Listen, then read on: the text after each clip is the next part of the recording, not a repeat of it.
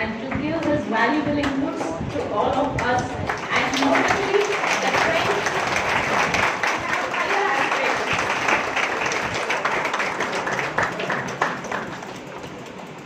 English or Telugu? How many people do not understand Telugu? Okay, English it is. First of all, my apologies for being late. I did inform your principal, I think 2 or 3 days ago. It was only 2 or 3 days ago, suddenly a very important, unavoidable private function intervened. Normally I'm accused of ignoring family and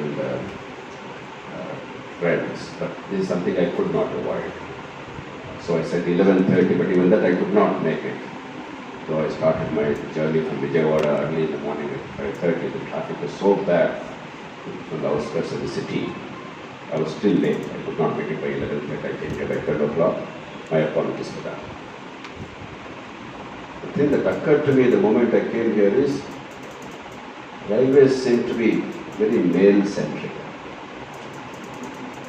Nowadays we see a large number of women in productive activities in the country, in every field. They are doing remarkably well.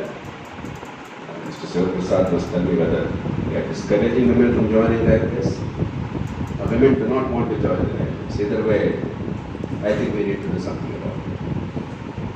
Because in the larger sense, even as the economy is growing, how fast, how slow, is a matter of detail. We are certainly growing. The participation of women in workforce is declining. India is the only country in the world where the women's participation in the workforce is actually on the decline. It is an unusual trend in the 21st century. It's not the right trend. We need more and more people to participate, and I have absolutely no doubt as a father of a girl child, I can tell you that the girls today are better than boys. Women tend to do better, they're more disciplined, they're more committed. I know all the men folk will be very angry with me, but they know in their hearts is true. And I think the railways, women should not shun. And I think the railways should encourage women to participate. There's a special reason why I agreed to come here. Apart from the fact that we all need to interact with each other, learn from each other, inspire each other, and figure out a sense of direction for the country as citizens. And that is my role in life. I have made it my mission in life. But there's another very personal reason.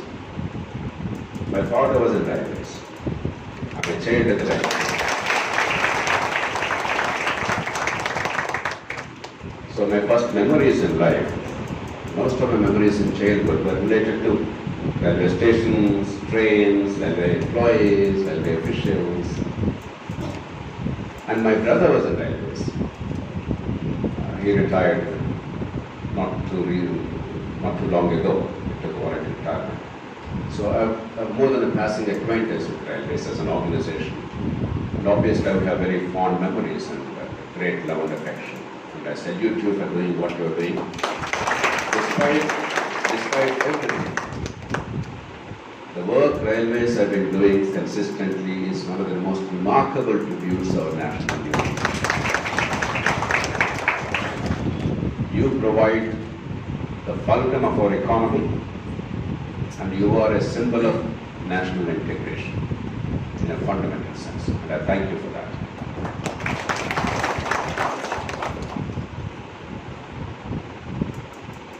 The young lady, Madhavi Lata, she quoted Dr. Abdul Kalam. Kalam, incidentally, was my good friend, and at least on a couple of occasions we were colleagues.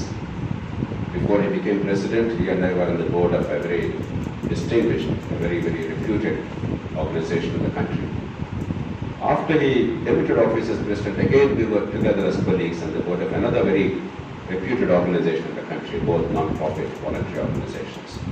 And of course I knew he was president as well. So one of the first delegations that met President Kalam was led by me after he became president on the disclosure of candidate details issue. I admire him, like all of us do. He's a wonderful man, and he was right.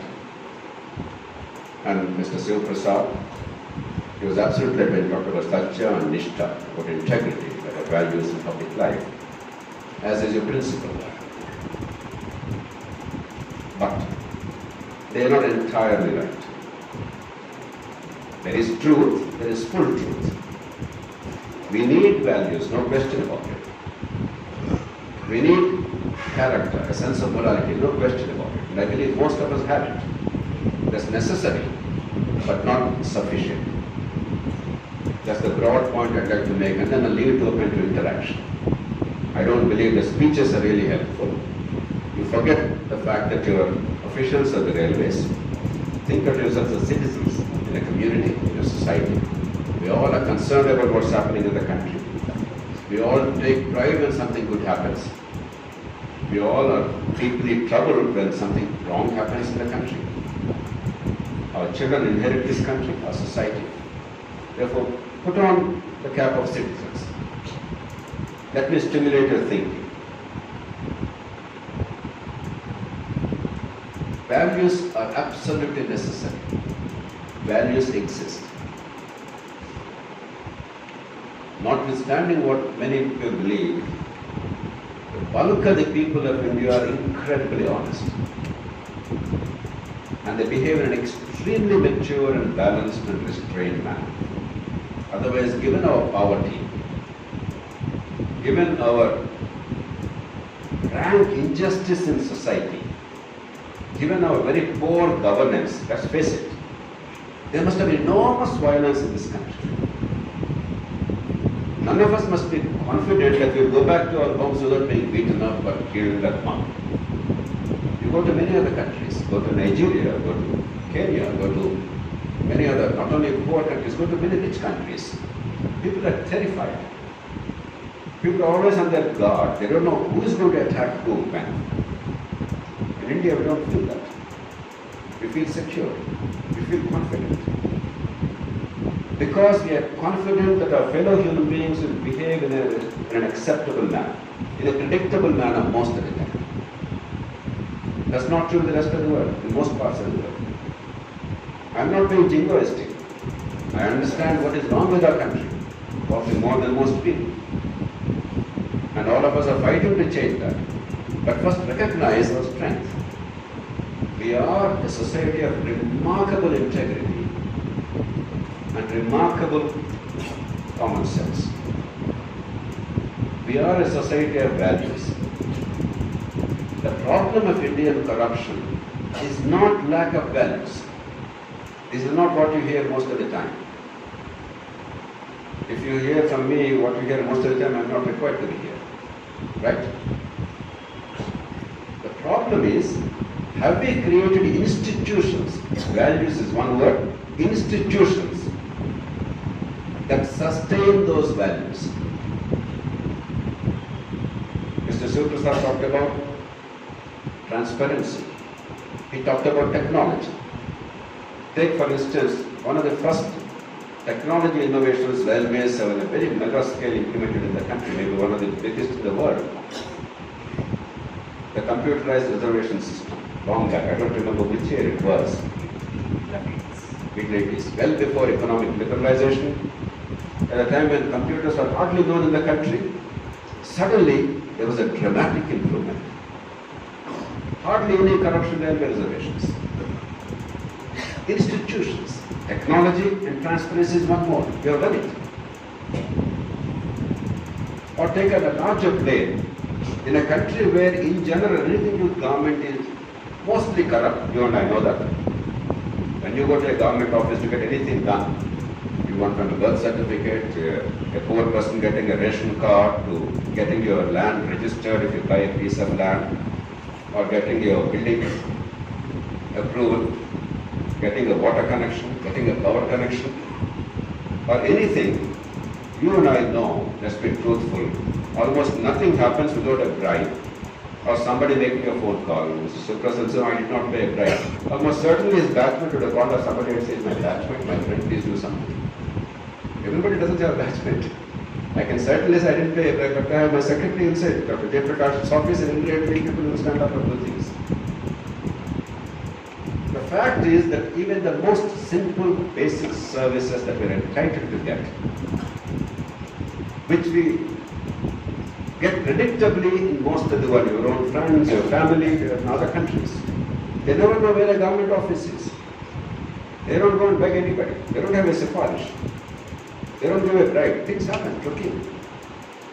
We don't have that. And in this culture, how are railways managing to function reasonably efficiently? Your trains run, most of them on time. There used to be complaints 30 years ago, no trains were late for hours.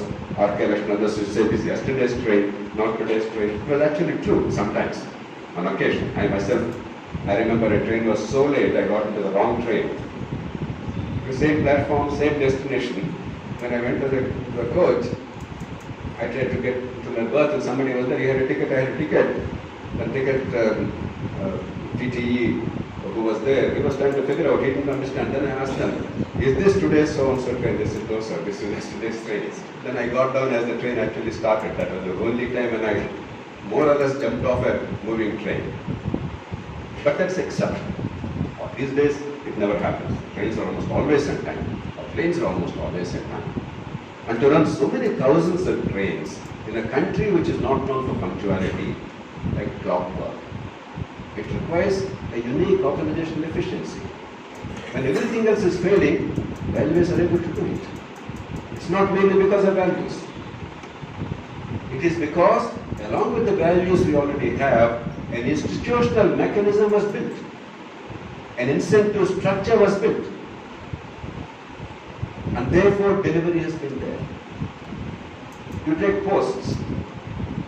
I mean, in a country where nobody knows anybody's address, even you and I, when you want to go to somebody's house, you go there, then the Killi, remember Killi Bankata? Killi shop, next to the Killi shop, a Kirana shop, go and take a left turn, then second right turn, then there'll be this tree or something. This is how we tell each other addresses. Mail reaches. Efficient, non-corrupt. You go to your post office, you never feel threatened or scared. Things happen routinely. There's a transaction which is honest in this country. Take ISRO. Things happen.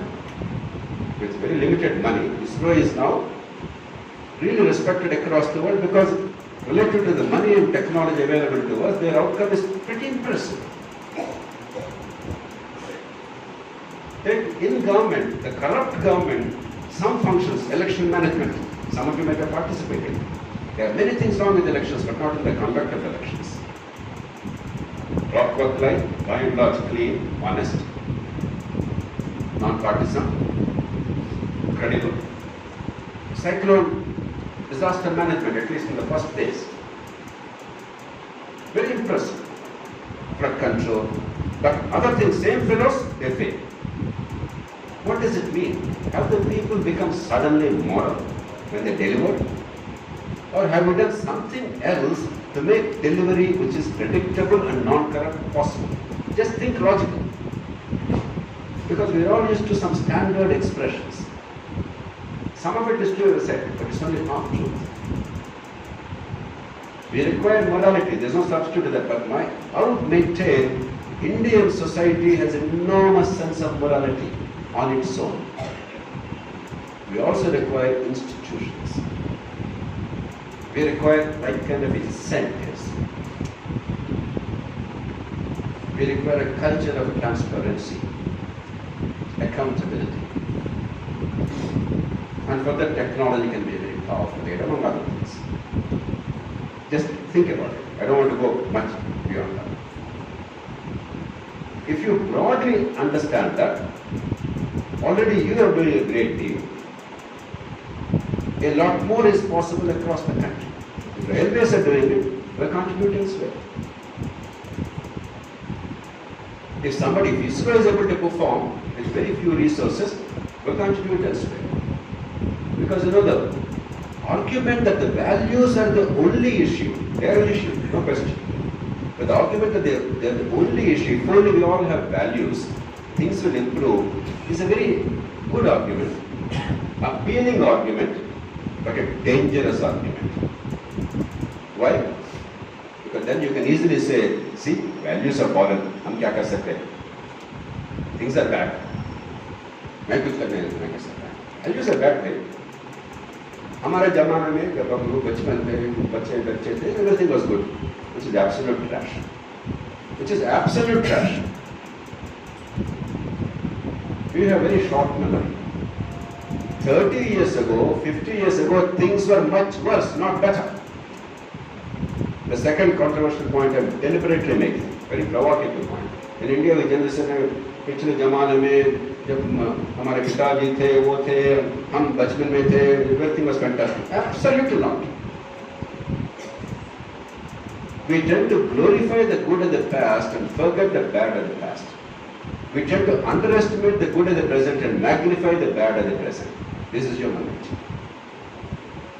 Things actually are improving. Not too long ago. How many people own telephones? When I joined government, to make a phone call to an office 30 kilometers away, not 300 kilometers or 3,000 kilometers away, I had to make a trunk call. I had to call up the exchange, ask for the trunk call. Because we were in government, we would get what is called important call and non-commercial government authorization. Therefore, what was called lightning call, some of you may not even know what a lightning call was. The senior people would know. A lightning call meant that you would, as soon as possible, hopefully instantly get a call, but you have to pay 8 times the normal price. 8 times. What is the normal price? 30 kilometers away. A 3-minute call in those days used to be something like 5 rupees or so, which is equivalent to now about 100, 200 rupees. Imagine 3-minute call, 30 kilometers away, paying 200 rupees today. It was real. After I joined government. And 8 times that to get an instant call. 1,000 rupees for a 3-minute call for 30 kilometers. Not too long ago. Not too long. And to get a telephone, you have to pay in those days, and own your telephone. I don't like the word scheme. It's a very bad word, but in India we are habituated to using the word scheme in government, unfortunately, officially. So there was a own your telephone scheme. You have to pay. I remember I paid myself 8,000 rupees, a princely sum in those days, equivalent to maybe 1.5 or 2 lakhs today. Wait for 2 or 3 years. Depending on the exchange, if you're lucky, you'll be granted a telephone after paying 2 lakh rupees equivalent, waiting for 2 years without interest. Then to install the telephone in your home, you have to pay a bribe to somebody. Otherwise, why will you come after all? There is a shortage. You are desperate. And if you wanted to buy your own telephone equipment, it was a crime. It was a crime under law. You have to buy only that telephone. And then the telephone will be out of order every other day. Where was the infrastructure? Then you go to neighbor's house, spend some more money on a phone call and say, "Bhai, kuch karna hai." The difficulty will come, and if you don't do bakshis, you would not repair. You and I don't know how to repair. Maybe a small problem, maybe we don't know. What do we know about telephones? I don't know about telephones. And I know the theory. This was life. How many of you have these telephones now? Please raise your hands. Has anyone paid a bribe? So have you all become Mahatma Gandhis? What happened? We changed the way things are done. From a culture of monopoly and scarcity, we created competition and choice and brought in technology. Everything became dramatic. One more proof that it's not enough to talk about or focus on morality. It's necessary. I'm not arguing against morality. My life is an example of this, so I don't have to prove anything. One day I was chairing a national conference, a session. To my left was one of the tallest leaders of India, still alive, one of the most important and influential leaders of India. To my right was the Chief Justice of former Chief Justice of the Supreme Court of India, one of the most distinguished figures, my great personal friend who passed away some years ago, a man of unimpeachable aptitude. To his right was a great personal friend of mine who became your minister later on, earlier the minister of something else. In front of me in the audience were the then Chief Justice of India and his number 2. I had to invite, after inviting my friend who was in public life, who later became railway minister, I had to invite the former Chief Justice. I left the tallest leader to the last. While inviting him, I said, you can no longer assume that a former Chief Justice or a Chief Justice of the Supreme Court or a Judge of the Supreme Court is honest. You have to actually add the adjective, honest, to describe it. Otherwise people will not know for sure. And here is a man of unimpeachable integrity and personal rectitude and great public spirit of public service. And I mentioned his name and said, I invite him to speak. The 2 senior-most jurists of India sitting in front of me, their faces were ashen. They were absolutely pale. For obvious reasons, I don't have to state why their faces were pale. And the tallest politician who was sitting next to my left, he put his hand on my knee and said, Jayprkash, aapne kamal kiya. I said, maine kya kiya? He said, you are so outspoken. I told him, look, you and I have only one power. You exercised power. At the time he had no executive power, though he was in parliament in a very tall man. I never exercised power. But we have one power, the moral authority. We can withdraw or approve. If they know that there are people who are knowledgeable enough and straight enough and strong enough and courageous enough to call out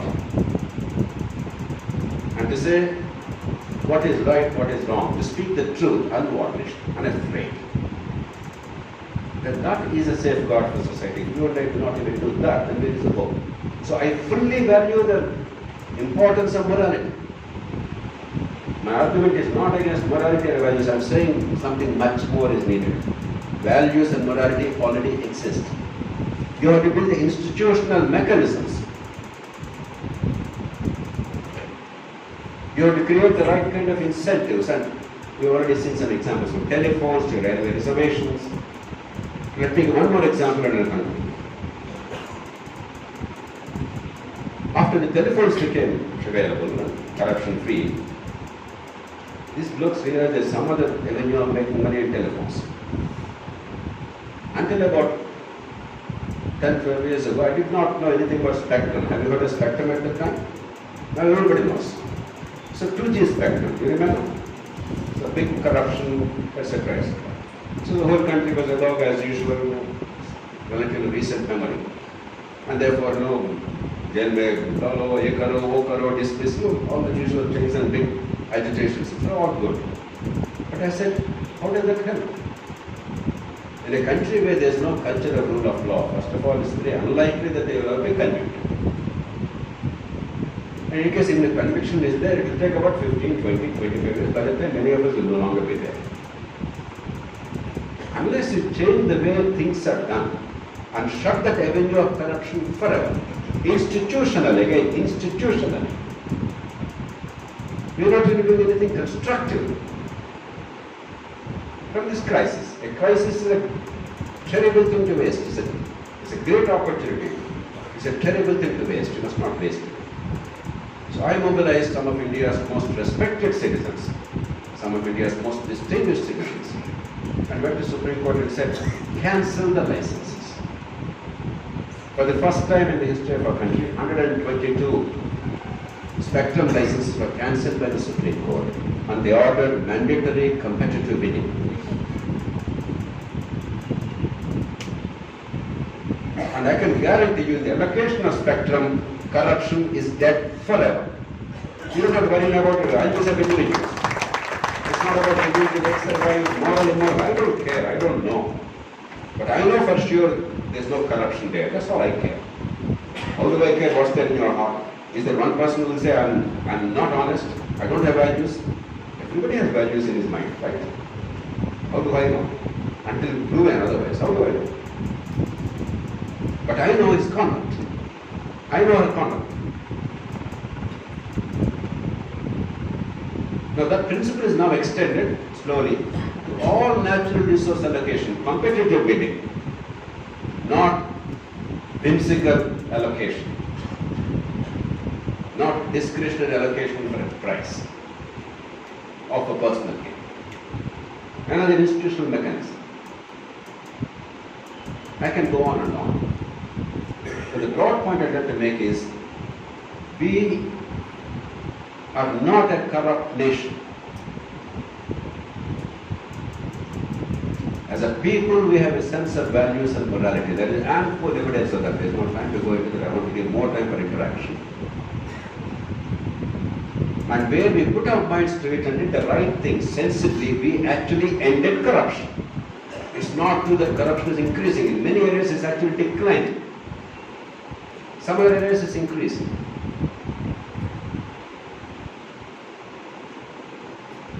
Only one more point I make at a conclusion. Another very popular saying in India: the bribe giver is as bad as the bribe taker. Basically what they are saying is, all people of India are criminals. Because almost all people of India are forced to pay a bribe somewhere or the other to get something that they are entitled to get. In a given year, very credible surveys reveal 65% of the households of India, 65% of the households of India in a given year pay a bribe to get something due to them daily work, without seeking any out-of-turn favor, without getting anything out of the government. Something you are entitled to get, but because you are not getting it, because there is delay, harassment, humiliation. Supposing you have to go to some government office 20 times over a period of 2 months to get something which is due to you to be done. You wanted a land record entry to be changed. Legal. Everything is according to law. You had to go to the office 20 times. You didn't want to pay a bribe. You obviously had to absent from work. Will Mr. Jayprkash or Mr. Rathod or Mr. A.L. Reddy, will you say, no, you are a man of great integrity, you fought like Mahatma Gandhi, therefore I will condone your absence. Will they say that? Should they say that? How can they say that? Therefore you pay 100 or 1,000 rupees bribe to get the damn thing done. Criminalizing you is the absurd response. Making it happen without you having to go 20 times, without you having to pay a bribe, is the response. That's the response what should be. How do you create a framework of service delivery without corruption and harassment? That is the correct response. Not saying all people of India are corrupt, इसीलिए भ्रष्टाचार पैदा हुआ है. I am not guilty at all, you are all guilty. Indian Parliament, to its shame, the last Parliament, to its shame, enacted a law which said that if you give a bribe, they didn't even distinguish. All bribes are not the same. Some bribes are because you are compelled to pay for something that you are entitled to get, extortionary corruption. Some bribes are to get something out of turn which you are not entitled to get, collusive corruption. These are two different things.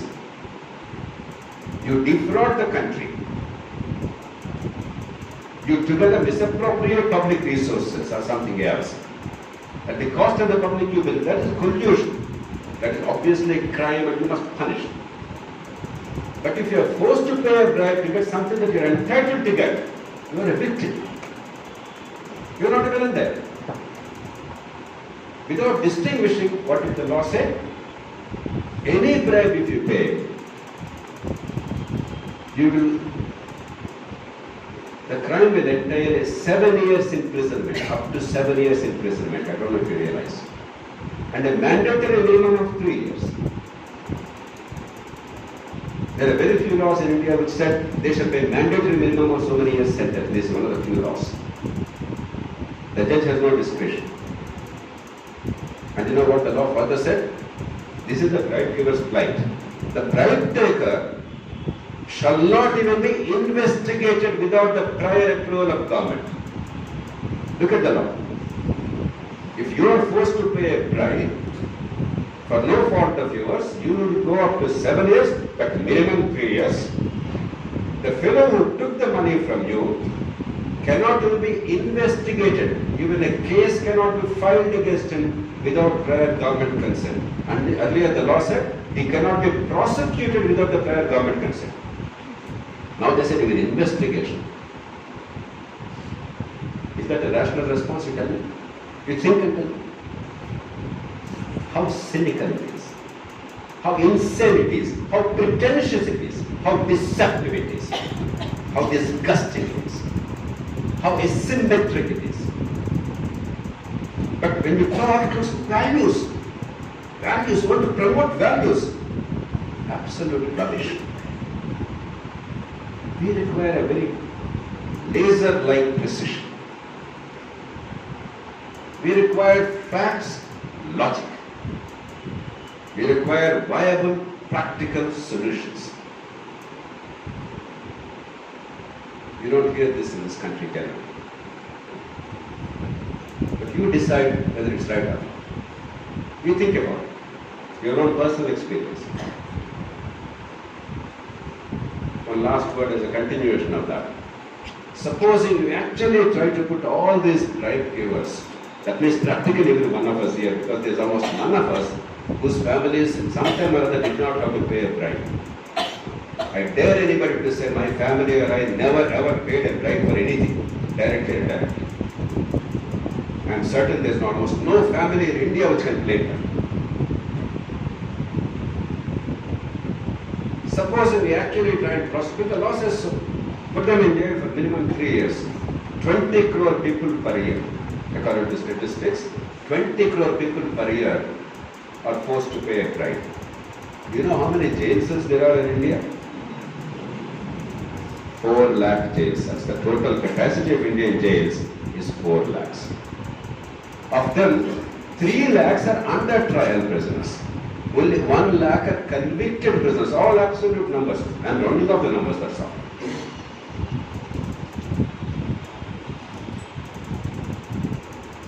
If you really want to put 20 crore people only under this one offense in jail every year, you require 60 crore jail cells because you require to put them for 3 years. You have 4 lakh jail cells. I mean, look at the practicality. When you make a law about only morality, the common sense, look at the practicality. What does it mean? You say, basically, pretending you're doing something, you made a law, shut up. Okay? That's not the way a sensible society functions. Of course, while we have to do many things, obviously, but deliberately I withheld discussion into the many things required. You can imagine, it doesn't require genius. Many of things you are doing as right this. Many of us are fighting, some we are getting, some we are not getting. Obviously, we have to look at the politics. If you spend 30 crores to become an MLA, this is pretty much common in Andhra Pradesh, Telangana, Karnataka, Tamil Nadu, and several states increasingly. If you spend 70 crores to sometimes 200 crores to become an MP, again I am not exaggerating in many states, not everywhere is the number valid, but everywhere the number is huge, I can assure you. And I am sure you know there is no secrecy in this. Most of it is illegitimate, unaccounted, and spent for vote buying. Then to expect that the system will actually deliver honesty, we are talking through our hands. We also have to look at that. My argument is not that the politician is bad. They too are victims. Just as a citizen is forced to pay a bribe to get a service she is entitled to get, except a few exceptional politicians who say, I don't care to get elected. My purpose is not to be in power, my purpose is to make a difference. Most politicians cannot do that. After all, politics in order to get into position, in order to make some difference, right? But that's an exception. You take that out, that's not even 1,000. Otherwise, you are a victim. If you have even a half decent chance of being elected, you have to buy the vote, spend crores of rupees in a poor country. How can honesty be maintained? You personally clean. There are many decent people in politics who are getting elected, spending abnormal sums by variety of means. Personally clean, but institutionally they cannot be clean. Because honesty and survival in public office are mutually incompatible in this country. That has to be addressed. It's a systemic challenge. Many of us, people like me, we are devoting a lot of attention, not only to figure out solutions, but to make those that matter understand the solutions rather than blaming XYZ. The broader point I'm making is, we can change this country. We already are changing it for the better. You are an example. The railways are a standing testimony. Do not lose heart. But do not simply talk about values and leave it at that. Institutions, incentives, best practices, every level, across the spectrum, from day-to-day management to policy making, to resource allocation, to politics and governance. We have a long way to go. You are India's largest organization.